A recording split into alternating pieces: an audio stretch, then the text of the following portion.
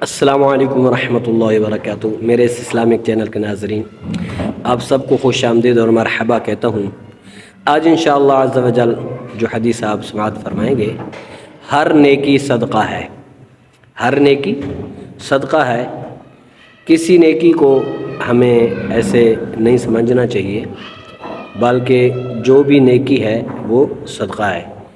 آئیے حدیث سماعت فرمائیں۔ حضرت جابر بن عبداللہ رضی اللہ تعالی عنہما سے روایت ہے کہ سیدنا رسول اللہ صلی اللہ علیہ وآلہ وسلم نے ارشاد فرمایا، کل معروف صدقۃ ومن المعروف ان تلقى اخاك بوجه طلق وان تفرغ من دلوك في آنائه۔ یہ حدیث حضرت جابر بن عبداللہ رضی اللہ تعالی عنہما سے روایت ہے۔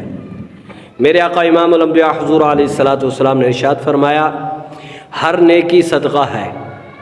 نیکی کی ایک صورت یہ ہے کہ تم اپنے مسلمان بھائی کے ساتھ خندہ پیشانی سے ملاقات کرو، پیار محبت کے ساتھ اس کے ساتھ پیش آؤ، اس کے ساتھ پیار محبت کرو۔ یہ بھی ایک نیکی ہے کہ اپنے ڈول سے اپنے بھائی کے برتن میں پانی ڈال دو۔ اس وقت کنویں تھے تو ڈول سے پانی نکالتے تھے، تو کوئی کہتا یار میں بعد میں بھر لوں گا پانی، پہلے ادھر دیں، میں خود ڈول کھینچتا بھی ہوں اور آپ کا برتن بھر بھی دیتا ہوں۔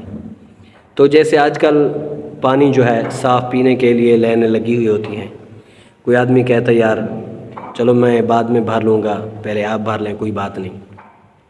تو یہ بھی ایک بڑی نیکی ہے، یہ ایسا صدقہ ہے، یہ بہت بڑی نیکی ہے۔ ہم ایسے سمجھتے ہیں ایسی کہ نیکی جو ہے نا یہ ویسی چھوٹی موٹی ہے۔